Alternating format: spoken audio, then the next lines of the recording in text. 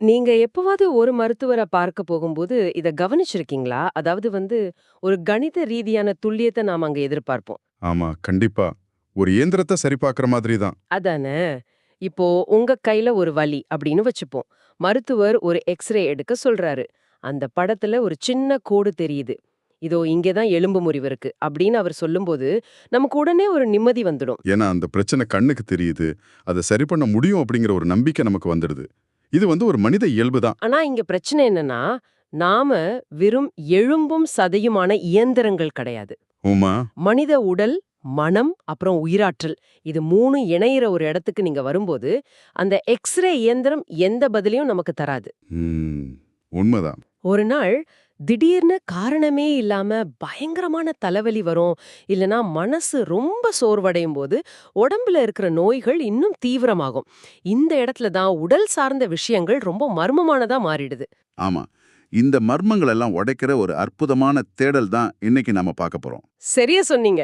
இன்னைக்கு நாம ஆழமா அலச போற மூல ஆதாரம் தத்துவஞானி வேதாத்ரி மகரிஷி அவங்க எழுதின மனவழக்கலை தொகுப்பு 2 அப்படிங்கிற புத்தகம் தான்.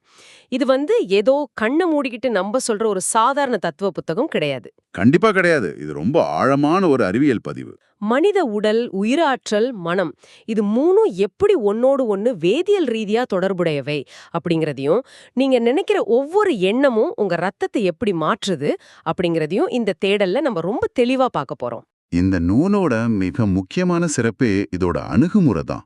அதாவது பிசியாலஜி அப்படின்னு சொல்ற உடலியல், சைக்காலஜி அப்படிங்கிற உளவியல், அப்புறம் தத்துவம். இது மூணையும் தனித்தனியா பார்க்காம ஒரே நேர்கோட்டுல இணைக்கிறார் ஆசிரியர். ஓ! இந்த 3க்கும் நடுவுல ஒரு பாலம் இருக்கு அப்படின்னு சொல்றீங்களா? ஆமா. அந்த இணைப்பு பாலத்தை தான் ஜீவகாந்தம் அல்லது பயோமேக்னட்டிசம் அப்படின்னு இந்த புத்தகம் சொல்லுது. அந்த ஜீவகாந்தத்த பத்தி பேசுறதுக்கு முன்னாடி, நாம ஒரு அடிப்படையான விஷயத்துல இருந்து ஆரம்பிக்கலாமே. மனித உடல் நிலம், நீர், நெருப்பு, காற்று, ஆகாசம் அப்படிங்கிற பஞ்சபூதங்களால் ஆனது அப்படிங்கிறது நம்ம பலமுறை கேட்ட ஒரு விஷயம்தான். ஆமா. ஆனா, நாம சாப்பிடுற உணவு எப்படி உடலாகவும், உயிராற்றலாகவும் மாறுது அப்படின்னு ஆசிரியர் விவரிக்கிற விதம் ரொம்ப ரொம்ப நுட்பமா இருக்கு. இப்போ நாம ஒரு ஆப்பிள சாப்பிடுறோம் அப்படின்னு வச்சுப்போம். அது நேரா உள்ள போய் சதையாகவோ, ரத்தமாகவோ ஒட்டிக்கிறது இல்ல. அது 7 வெவ்வேறு நிலைகளை தாண்டி தான் போகுது இல்லையா? ஆமா. அது ஒரு பெரிய ரசாயன தொழிற்சாலைக்குள்ள நடக்கிற ஒரு விஷயம் அப்படின்னே சொல்லலாம். அதாவது, நீங்க அந்த ஆப்பிள சாப்பிட்டதும் அது முதல்ல ரசமா மாறுது. ஜூஸ் மாதிரி மாறுது. ஆமா, ஜூஸ். அதுக்கப்புறம் அது ரத்தமா மாறுது. அதன் பின் தசையாக, கொழுப்பாக, எலும்பாக, எலும்பு மஜ்ஜையாக மாறி கடைசியா 7வது நிலையில சுக்கிலம் அல்லது சுரோனிதம் அப்படின்னு சொல்ற உயிராற்றலா உருவெடுக்குது. இந்த 7 நிலை மாற்றங்களுக்கும் உள்ளே ஒரு மிகப்பெரிய ஆற்றல் செலவிடப்படுது. இது கொஞ்சம் யோசிச்சு பாருங்க. நாம சாப்பிடுற உணவு 7வது நிலைய அடைஞ்சு ஒரு உயிராற்றலா மாறுறதுக்கு உடம்பு இவ்வளவு பெரிய உழைப்பு கொடுக்க வேண்டியிருக்கு. ஆனா எனக்கு ரொம்ப நாளா ஒரு சந்தேகம் இருக்கு. என்ன சந்தேகம்? கேளுங்க. இந்த உடல் ரசாயன மாற்றம் அப்படிங்கிறது உணவு சம்பந்தப்பட்டது சரி. ஆனா நம்ம எண்ணங்களுக்கும் இந்த உடல் ரசாயனத்துக்கும் நேரடி தொடர்பு இருக்கு அப்படின்னு ஆசிரியர் சொல்றாரு. நான் நினைக்கிற ஒரு எண்ணம் எப்படி என் ரத்தத்தோட வேதியியலை மாத்த முடியும்? இது அறிவியல் படி எப்படி சாத்தியமாகும்? இது ரொம்ப முக்கியமான ஒரு தர்க்கம். இதை இப்படி புரிஞ்சுக்கலாம். நீங்க அமைதியா இருக்கும்போது, நல்ல எண்ணங்களோடு இருக்கும்போது, உங்க மூளையிலிருந்து சுரக்கிற ஹார்மோன்கள் ரொம்ப சீரா இருக்கும். ஓகே. இது செரிமான மண்டலத்தை இயல்பா செயல்பட வைக்கும். அதனால அந்த 7 நிலை மாற்றங்களும் எந்த தடையும் இல்லாம ரொம்ப சரியா நடக்கும். ரத்தம் சுத்தமா இருக்கும். ஆனா உங்களுக்கு அதீத கோபமோ இல்ல ஒரு பயமோ வரும்போது என்ன நடக்கும்னு கொஞ்சம் நினைச்சு பாருங்க. உடனே என் இதய துடிப்பு அதிகமாகும், மூச்சு வாங்கும். சரியா சொன்னீங்க. பயம் அல்லது கோபம் வரும்போது உங்க உடம்பு ஒரு அவசர நிலைக்கு தயாராகுது. ஃபைட் ஆர் ஃப்ளைட் அப்படின்னு ஆங்கிலத்துல சொல்லுவாங்களே, அந்த மாதிரி. அந்த நேரத்துல மூளை உடனடியாக அட்ரினலின் போன்ற ஹார்மோன்களை ரத்தத்துல கலக்குது. ஓ! இதனால என்ன ஆகும்? இதனால என்ன ஆகும்னா, உங்க வயிற்று பகுதியில நடந்துகிட்டு இருக்கிற அந்த செரிமான பணிகள் உடனடியா நிறுத்தப்படும். ரத்தம் முழுவதும் கை கால்களுக்கு பாய ஆரம்பிச்சிடும். அப்போ அந்த உணவு அங்கேயே தங்கிடுமா? தொடங்கும். அந்த புளித்த உணவுல உருவாகிற நச்சுகள் நேரா உங்க ரத்தத்துல கலக்க ஆரம்பிச்சிடும். ஒரு நிமிஷம். அப்போ கோபப்படும்போது ரத்தம் நஞ்சாகுது அப்படின்னு சொல்றது ஏதோ ஒரு கவித்துவமான வார்த்தை கிடையாது. அது நிஜமாவே நடக்கிற ஒரு உயிரியல் நிகழ்வு. கண்டிப்பா. 100% உண்மை. நீங்க அதிக பயத்துல இருக்கும்போது சிறுவர்களோ இல்ல பெரியவர்களோ கூட அறியாமலேயே சிறுநீரை வெளியேற்றிடுவாங்க. இல்லனா ரொம்ப ஏமாற்றம் வரும்போது வயித்துல புளிய கரைக்கிற மாதிரி ஒரு உணர்வு வரும். இது எல்லாமே நாம சிந்திக்கிற ஒரு எண்ணம் அந்த நொடியே ரசாயன நஞ்சா மாறி உடலை தாக்குது அப்படிங்கிறதுக்கான நேரடி சாட்சிகள் தானே. ஆமா. அதனால தான் நீங்க என்ன சாப்பிடுறீங்க அப்படிங்கறத விட என்ன சிந்திக்கிறீங்க அப்படிங்கறது தான் உங்க ஆரோக்கியத்தை நேரடியா தீர்மானிக்குது. இது அடிப்படையா வச்சு பார்க்கும்போது நோய்க்கான உண்மையான காரணம் என்ன அப்படிங்கறத இந்த புத்தகம் முற்றிலும் வேறொரு கோணத்துல அணுகுது. ஆமா. நாம புதுமாய ஒரு கிருமி தொற்றாதான் பாக்குறோம். ஆனா மகரிஷி அவங்க தும்மல், எருமல், கொட்டாவி, பசி, தூக்கம் அப்படின்னு மனித உடலுக்குள்ள 14 வகையான இயற்கை உந்துதல்கள் இருக்கு அப்படின்னு குறிப்பிடுறாரு. இந்த உந்துதல்களை நம்ம ஒருபோதும் அடக்கவே கூடாது அப்படின்னு ரொம்ப எச்சரிக்கையா சொல்றாரு. ஒரு தும்மலை அடக்கிறது எப்படி ஒரு பெரிய நோயா மாறும்? அங்கேதான் நம்ம மறுபடியும் ஜீவகாந்தம் அப்படிங்கிற விஷயத்துக்கு வரணும். நம்ம உடம்புல ஜீவகாந்த ஓட்டம், இரத்த ஓட்டம், வெப்ப ஓட்டம், காற்று ஓட்டம் அப்படின்னு பல ஓட்டங்கள் தொடர்ச்சியா நடந்துகிட்டே இருக்கு. நோய் அப்படிங்கறத ஒரு மின்சார குறுக்கு, அதாவது ஒரு ஷார்ட் சர்க்கியூட் அப்படின்னு ஆசிரியர் சொல்றாரு. நீங்க ஒரு தும்மலை அடக்கும்போது என்ன நடக்குதுன்னு பாருங்க. தும்மல் அப்படிங்கிறது உடம்புக்குள்ள இருக்கிற ஒரு தேவையற்ற பொருளை வெளியேற்ற உடம்பு ஒரு பெரும் காந்த ஆற்றலை திரட்டி வெளித்தள்ளுற ஒரு முயற்சி. ஓ, அப்போ நாம அதை அடக்கினா? அந்த நேரத்துல நீங்க உங்க மூக்கையும் வாயையும் பொத்தி அதை அடக்கினா அந்த ஆற்றல் வெளியேற முடியாம மீண்டும் உள்ளேயே திரும்பி போகும். அதாவது வெளியே போக வேண்டிய ஒரு பெரிய பிரஷர் மூளைக்கும் நரம்பு மண்டலத்துக்கும் திருப்பி அனுப்பப்படுது. சரியா புரிஞ்சுக்கிட்டீங்க. அந்த ஆற்றல் உள்ளே திரும்பி சீரா போய்கிட்டு இருக்கிற காந்த ஓட்டத்துல ஒரு தடையை ஏற்படுத்துது. இதுதான் ஷார்ட் சர்க்கியூட். உடம்புல ஏற்படுற இது போன்ற தடைகள் தான் வலிகளாகவும் பின்னாளில் கட்டிகளாகவும் அல்லது உறுப்பு செயலிழப்பாகவும் மாறுது. ஆச்சரியமா இருக்கு. அப்படியென்றால் எனக்கு இப்போ தாங்க முடியாத தலைவலி வருது அப்படின்னு வச்சுப்போம். நான் உடனே ஒரு வலி நிவாரணி மாத்திரைய போடுறேன், வலி போயிடுது. நாம இததான் மருத்துவம் அப்படின்னு நினைக்கிறோம். ஆனா இந்த தத்துவத்தின்படி பார்த்தால் அந்த மின் குறுக்கை மாத்திரை சரி செய்வதில்லையே. இல்ல, இது நாம புரிஞ்சுக்க வேண்டிய ரொம்ப ஆழமான ஒரு இடம். நோயோட அறிகுறியை அழிக்கிறது வேற, மூல காரணத்தை அழிக்கிறது வேற. மூலநூல்ல இதுக்கு ஒரு அற்புதமான ஒப்பீடு கொடுக்கப்பட்டிருக்கு. என்ன ஒப்பீடு அது? ஒரு குதிரை வண்டியை இழுத்துட்டு போகுது. அந்த பயணம் ரொம்ப நீளமானது. ஒரு கட்டத்துல அந்த குதிரை ரொம்ப களைத்து போய் நகர முடியாம அப்படியே நின்னுடுது. இப்போ அந்த குதிரையை மீண்டும் நடக்க வைக்கணும் அப்படின்னு நீங்க ஒரு சவுக்கு எடுத்து அதை ஓங்கி அடிச்சா என்ன நடக்கும்? அடிச்ச வலியில அந்த பயத்துல அது இன்னும் கொஞ்ச தூரம் வேகமா ஓடும். ஆனா அதோட ஆற்றல் முழுசா தீர்ந்து போய் கொஞ்ச நேரத்திலே சுருண்டு கீழே விழுந்து இறந்துரும். அதானே நடக்கும். இதுதான் நாம வலி நிவாரணிகள் மூலம் நம்ம உடம்புக்கு செய்யற துரோகம். உங்களுக்கு தலைவலி வருதுன்னா உங்க வயிற்றுல ஒரு பெரிய செரிமான கோளாறு இருக்கலாம், இல்ல நரம்புகள்ல ரத்த ஓட்டம் தடைப்பட்டிருக்கலாம். அப்போ தலைவலி ஒரு அலாரம் மாதிரி செயல்படுதா? ஆஹா, உள்ளே ஒரு பிரச்சனை இருக்கு. தயவு செஞ்சு ஓய்வு கொடு அப்படின்னு மூளைக்கு உடம்பு அனுப்புற ஒரு அலாரம் தான் வலி. நீங்க மாத்திரையை போடும்போது அந்த குறிப்பிட்ட இடத்தோட நரம்புகள் மரத்து போகுது, அலாரம் அணைக்கப்படுது. ஆனா உள்ளே ஏற்பட்ட மின்குறுக்கு அப்படியே தான் இருக்கு. களைத்த குதிரையை சவுக்கால் அடித்து வேலை வாங்குவதற்கு சமம் தான் இது. இது உண்மையிலேயே ரொம்ப அதிர்ச்சி அளிக்குது. அப்படியென்றால் இந்த மின்குறுக்குகளை, இந்த ஷார்ட் சர்க்கியூட்களை சரி செய்ய இயற்கை நமக்கு கொடுத்திருக்க உண்மையான மருந்து தான் என்ன? இதுல இருந்து எப்படி தப்பிக்கிறது? இயற்கை நமக்கு கொடுத்த மிகச்சிறந்த பழுதுபார்க்கும் கருவி தூக்கம்தான். வேதாத்ரி மகரிஷி தூக்கத்தை electrical disconnection of the senses அப்படின்னு ரொம்ப அழகா சொல்றாரு. அதாவது ஐம்புலன்களின் மின் இணைப்பு துண்டிப்பு. இத நான் கொஞ்சம் விரிவா புரிஞ்சுக்க வேண்டுறேன். நாம முழிச்சிட்டு இருக்கும்போது கண்கள் பார்க்குது, காதுகள் கேக்குது, வாய் பேசுது. இந்த ஐம்புலன்களும் மூளையிலிருந்து தொடர்ந்து மின்னாற்றல உறிஞ்சிக்கிட்டே இருக்கு இல்லையா? ஆமா, உடம்போட மொத்த ஆற்றல்ல பெரும் பகுதி வெளியுலக தொடர்பிற்காகவே செலவாகுது. நீங்க தூங்கும்போது இந்த ஐம்புலன்களோட சுவிட்ச் அணைக்கப்படுது.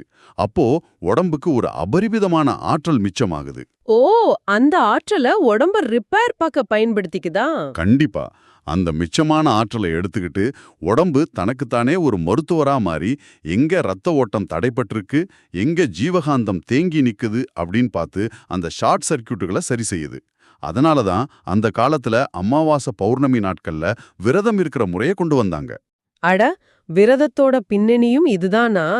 செரிமான உறுப்புகளுக்கு ஒரு நாள் முழுவதும் ஓய்வு கொடுக்கும்போது செரிமானத்துக்காக செலவாகிற அந்த ஆற்றல் மிச்சப்படுத்தப்படுது.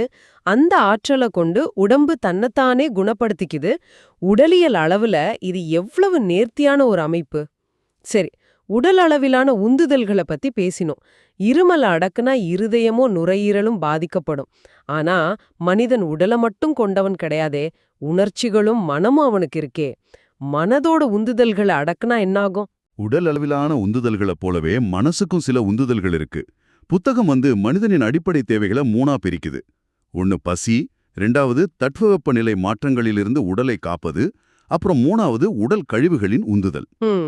இந்த 3 அடிப்படை தேவைகளை ஒரு மனிதன் எப்படி அணுகுறான், மத்த மனிதர்களுக்கு தொந்தரவில்லாம தன் தேவைகளை எப்படி நிறைவேற்றிக்கிறான் அப்படிங்கிறதுல தான் ஒழுக்கம், கடமை, ஈகை அப்படிங்கிற 3 அறநெறிகளுமே அடங்கியிருக்கு. இது உடம்பையும் சமூகத்தையும் இணைக்கிற ஒரு தத்துவ பாலமா எனக்கு தோணுது. ஆனா மனித மனம் அவ்வளோ எளிதில் சமாதானமாகிடாதே. அவனுக்கு ஆசை இருக்கு, கோபம் இருக்கு. குறிப்பா 6 குணங்களை மனிதனோட மிகப்பெரிய சவால்களா இந்த புத்தகம் முன்வைக்குது அப்படின்னு நான் படிச்சேன். ஆமா, பேராசை, சினம், கடும்பற்று, முறையற்ற பால் கவர்ச்சி, உயர்வு தாழ்வு மனப்பான்மை, அப்புறம் வஞ்சம். பல ஆன்மீக நூல்கள் இந்த குணங்களை அழித்துவிடு அப்படின்னு தான் சொல்லுது. கோபத்தை ஒழி, ஆசைய அறு அப்படின்னு தான் சொல்றாங்க. ஆனா இந்த நூல் நியூட்ரலைசேஷன், அதாவது சீரமைப்பு அப்படிங்கிற ஒரு வார்த்தையை பயன்படுத்துது. இதை எப்படி புரிஞ்சுக்கிறது? ஒரு கணினில வைரஸ் வந்தா அதை டெலீட் செய்யறத விட்டுட்டு அந்த வைரஸையே ஒரு ஆன்டி வைரஸா மாத்துறது போல இருக்கே இது. நீங்க சொன்ன அந்த ஆன்டிவைரஸ் ஒப்பீடு ரொம்ப சரியானது. ஆசையை ஒழிப்பது அப்படிங்கிறது நடைமுறையில சாத்தியமில்லாத ஒண்ணு. அது இயற்கையோட விதிகளுக்கே முரணானது. எப்படி சொல்றீங்க? மனிதனா பிறந்த அனைவருக்குமே பசி இருக்கும். பசி இருக்கும்போது உணவு வேணும் அப்படிங்கிற ஆசை வர்றது ஒரு உயிரியல் விதி. ஆசையை அழிக்கிறது அப்படின்னா நீங்க உங்க உயிராற்றலையே அழிக்கிறதுக்கு சமம். அதனாலதான் மகரிஷி அவங்க ஆசையை ஒழிப்பதற்கு பதிலா அதை முறைப்படுத்துவதே சரியான சீரமைப்பு அப்படின்னு சொல்றாரு. அதாவது ரெகுலேட் பண்றது. ஆமா, இது எனக்கு தேவையா, இதனால யாருக்காவது பாதிப்பு வருமா அப்படின்னு பகுத்தறிந்து செயல்படுறதே ஆசை சீரமைப்பு. சரி, ஆசையை நாம முறைப்படுத்தலாம். ஆனா சினம் அப்புறம் வஞ்சம், ஒருத்தன் எனக்கு மிகப்பெரிய துரோகம் செஞ்சிடுறான், எனக்கு அவன் மேல ரொம்ப கோபம் வருது. அந்த கோபத்தை வெளிப்படுத்தாம உள்ளேயே அடக்கி வைத்தா என்ன நடக்கும்? உடல் உந்துதல்களை அடக்கினா ஷார்ட் சர்க்கியூட் ஆகுற மாதிரி இதுக்கும் ஏதாவது நடக்குமா? கண்டிப்பா நடக்கும். கோபத்தை நீங்க அடக்கும்போது அது உங்க மனசோட அடி ஆழத்துல போய் தங்கிடும். அது வஞ்சம் அப்படிங்கிற ஒரு கொடிய நஞ்சா உருமாறும். உங்க ரத்தத்தோட வேதியியலையே தொடர்ந்து அது நஞ்சாக்கிக்கிட்டே இருக்கும். ஓ, அதனாலதான் கோபத்தை ஒழிப்பதை விட அதை சீர்மைக்க சொல்றாங்களா? ஆமாம். இதை எப்படி செய்யறதுன்னா, உங்களுக்கு தீங்கு செய்தவர் எந்த சூழ்நிலையில எந்த மன அழுத்தத்துல அந்த தவற செஞ்சார் அப்படின்னு ஒரு நிமிஷம் உங்க பகுத்தறிவை பயன்படுத்தி பாருங்க. அவரோட அறியாமைய புரிஞ்சுக்கிட்டா கோபம் பரிவா மாறும், மன்னிக்கிற மனநிலை தானா வரும். அப்போ சினத்தை இப்படி சீரமைத்து விட்டால் உள்ளே வஞ்சம் அப்படிங்கிற நஞ்சு உருவாகவே உருவாகாது இல்லையா? அதானே உண்மை.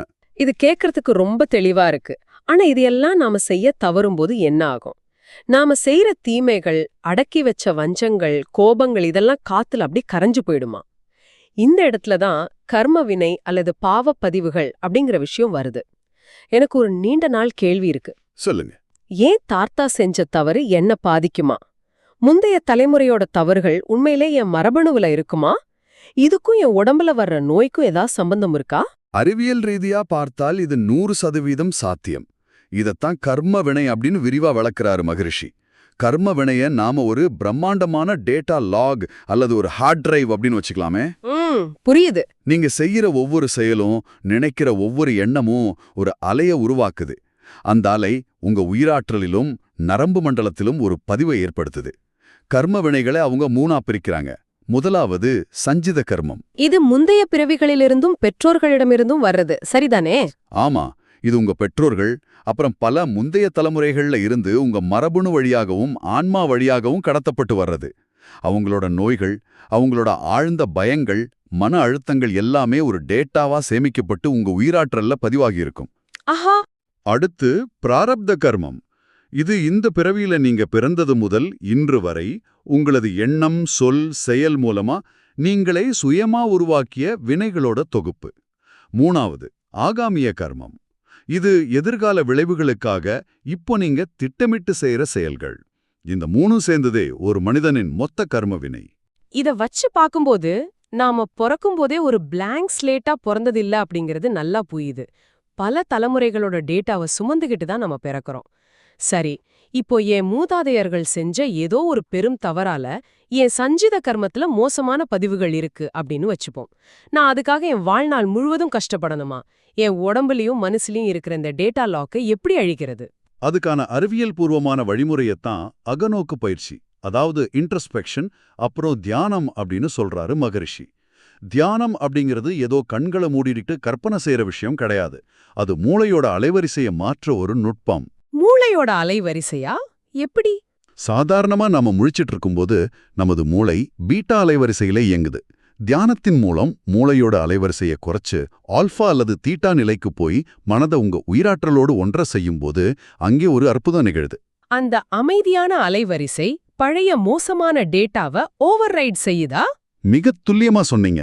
நீங்க இறைநிலையோட அமைதியான அதிர்வலைகளோடு கலக்கும்போது உங்க உயிராற்றல்ல இருக்கிற பழைய கொந்தளிப்பான பாவப்பதிவுகள், அதாவது அந்த மோசமான டேட்டா லாக் கொஞ்சம் கொஞ்சமா செயலிழக்கத் தொடங்குது. ஓ, நரம்பு பாதைகளே மாறுதா? ஆமா, உங்க மூளையோட நரம்பு பாதைகள் புதிதா மாற்றி அமைக்கப்படுது. விழிப்பு நிலையோடு வாழும்போது பழைய பதிவுகள் உங்களை கண்டிப்பா பாதிக்காது. தியானத்தின் பின்னணியில இவ்ளோ பெரிய நரம்பியல் அறிவியல் இருக்கு அப்படிங்கறத புரிஞ்சுக்க முடியுது. ஆனா நடைமுறை வாழ்க்கைக்கு வருவோம். தினமும் காலையில எழுந்து வேலைக்கு ஓடி இஎம்ஐ கட்டி குடும்பத்தை கவனிக்கிற ஒரு சாதாரண மனிதனை பத்தி கொஞ்சம் யோசிச்சு பாருங்க. ஆமா, மூளையோட அலைவரிசைய குறைச்சு உயிரோட ஒன்றி தியானம் செய்யற அளவுக்கு அவனுக்கு நேரமும் அதுக்கான மன அமைதியும் இருக்குமா அப்படிங்கிறது சந்தேகமே. அப்படி என்றால் இவங்களுக்கெல்லாம் கர்ம வினையிலிருந்து தப்பிக்க வழியே இல்லையா? இதுக்காக தானா சாதாரண மக்களுக்காக சடங்குகளும் கோவில்களும் உருவாக்கப்பட்டன? நீங்க அந்த இன்டர்ஃபேஸ ரொம்ப சரியா புடிச்சிட்டீங்க. தத்துவங்களையும் மூளையோட அலைவரிசைகளையும் நேரடியா புரிஞ்சுக்கிட்டு பயிற்சி செய்ய முடியாத சாதாரண மக்களுக்காக உருவாக்கப்பட்ட ஒரு மாபெரும் உளவியல் மற்றும் அறிவியல் கருவிதான் ஆலய வழிபாடு. மனித உடலையும் கோவிலோட அமைப்பையும் ஒப்பிட்டு இந்த புத்தகத்துல ஒரு அட்டகாசமான விளக்கம் கொடுக்கப்பட்டிருக்கு. ஓ, கோவிலோட அமைப்புக்கும் மனித உடலுக்கும் தொடர்பு இருக்கா? இது எப்படி சாத்தியம்? ஒரு கோவிலோட அடிப்படை அமைப்பை எடுத்துக்கோங்க. நீங்க கோவிலுக்குள்ள நுழையும் போது முதல்ல வாசல்ல இருக்கிறது கொடிமரம். அந்த கொடிமரம் மனிதனோட பருவுடலை குறிக்குது. அதை தாண்டி உள்ள போனா பலிபீடம் இருக்கும். பலிபீடம், அதாவது உயிர்களை பலியிடும் இடம். அது மனித உடலோட எந்த பகுதியை குறிக்குது? அங்கேதான் நாம ஒரு தவறு செய்றோம். பலிபீடம் அப்படிங்கிறது ஆடு கோழிகளை பலியிடுற இடம் கிடையாது. மனிதன் தன்னிடமுள்ள கோபம், பேராசை, வஞ்சம் போன்ற விடங்கு குணங்களை பலியிடும் இடம் அது. அது மனிதனோட உயிரை குறிக்குது. அப்படியா? ஆமா, அந்த பலிபீடத்துல உங்க விலங்கு குணங்களை விட்டுட்டு உள்ளே சென்றால்தான் கர்ப்பகிரகம் அல்லது கருவறை. உள்ளே சிவலிங்கம் இருக்கும். அது மனிதனோட மனம் அல்லது இறைநிலையை குறிக்குது.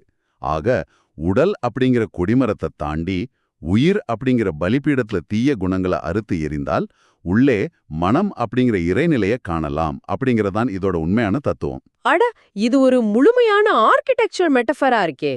அப்படியென்றால் இந்த சிலை வழிபாடு சடங்குகள் எல்லாமே சிதறி கிடக்கிற மனித மனதை குவிக்க உருவாக்கப்பட்ட குறியீடுகள் தானா? முற்றிலும் உண்மை. தியானம் செய்ய தெரியாத மனிதன் ஒரு சிலையை பார்த்து தன் மனதை குவித்து ஒரு கற்பனை வடிவத்திலாவது இறைவனோடு ஒன்ற வேண்டும் அப்படிங்கிறதுக்காக உருவாக்கப்பட்ட கருவிகள் தான் அவை. ஆனா காலப்போக்கில் என்ன ஆயிடுச்சுன்னா நாம அந்த இன்டர்ஃபேஸோட உண்மையான காரணத்தை மறந்துட்டோம். சடங்குகளை மட்டும் இயந்திரத்தனமா செய்ய தொடங்கிட்டோம். அதாவது பலிபீடத்தோட அர்த்தம் புரியாம உண்மையான விலங்குகளை பலியிடத் தொடங்கிட்டோம். அதேதான் மகரிஷி மிக ஆணித்தரமா சொல்றது இதுதான். சடங்குகளை விட அதில் இருக்கிற அறம், அதாவது உண்மையான நற்பண்பு மட்டுமே முக்கியம். சக மனிதனுக்கு உதவாம உங்க உள்ளே கோபத்தையும் வஞ்சத்தையும் பேராசையையும் வச்சுக்கிட்டு நீங்க கோவில்ல எத்தனை சடங்குகள் செஞ்சாலும் அது உங்க ஜீவகாந்தத்துல எந்த மாற்றத்தையும் ஏற்படுத்தாது. உங்க பாவப்பதிவுகளும் அழியாது. நாம வெளியே எங்கோ விடை இருக்கு அப்படின்னு தேடிக்கிட்டு இருக்கிற எல்லாமே ஒரு முழுமையான அறிவியல் கட்டமைப்பா நமக்குள்ளேயே இயங்கிக்கிட்டு இருக்கு அப்படிங்கறது இந்த தேடல் ரொம்ப தெளிவா புரிய வச்சிடுச்சு. ஆமா, உடம்பையும் மனசையும் தனித்தனியா பார்க்கறத நிறுத்திட்டு ரெண்டும் ரசாயன ரீதியாகவும் காந்த ரீதியாகவும் ஒன்னோடு ஒன்னு தொடர்புடையவே அப்படின்னு புரிஞ்சுக்கிட்டா வாழ்க்கை ரொம்ப ரொம்ப எளிதாயிடும். நீங்க மருத்துவமனைகளை எடுக்கிற எக்ஸ்ரேக்கள் உங்க உடம்போட ஒரு பகுதியை மட்டுமே காட்டும். ஆனா உங்க எண்ணங்கள், உங்க ஒழுக்கம், உங்க தியானம், இது மூணும் சேர்ந்ததுதான் உங்க முழுமையான இருப்பு.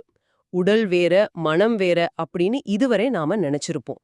ஆனா உங்க உடம்புல ஏற்படுற ஒவ்வொரு சிறு வலியும் நோயும் உங்க எண்ணங்களோட நேரடி பிரதிபலிப்பு அப்படின்னு நீங்க உணர்ந்தா, நாளை காலையில நீங்க எழும்புவதும் உங்களை நீங்க நடத்துற விதமும் எப்படி மாறும் அப்படின்னு கொஞ்சம் யோசிச்சு பாருங்க. இவ்ளோ நேரம் கேட்டதுக்கு ரொம்ப நன்றி. இந்த Tamil voice reach channel monetisation இல்லாம தான் நடக்குது. இந்த ஆடியோ புக்கம் உங்களுக்கு பயன்தருது என்று நினைத்தால் இந்த முயற்சி தொடர்ந்து போக உங்க ஆதரவு மிகவும் உதவும். என்னுடைய இந்த முயற்சிக்கு நன்கொடை அளிக்க விருப்பம் இருந்தால் டிஸ்கிரிப்ஷன்ல கொடுக்கப்பட்டுள்ள UPI ஐடி மூலம் வழங்கலாம். உங்களால் முடிந்த அளவு போதும். சிறிய ஆதரவும் பெரிய உதவிதான். இந்த வீடியோ உங்களுக்கு பயனுள்ளதாக இருந்தா சப்ஸ்கிரைப் பண்ணுங்க, மற்றவர்களுக்கும் பகிர்ந்து கொள்ளுங்கள். இந்த கருத்துக்கள் அவர்களுக்கும் தேவையாக இருக்கலாம். லைக் பண்ணுங்க, உங்க கருத்துக்களை காமெண்ட்ல பகிருங்க. மனப்பூர்வமான நன்றி.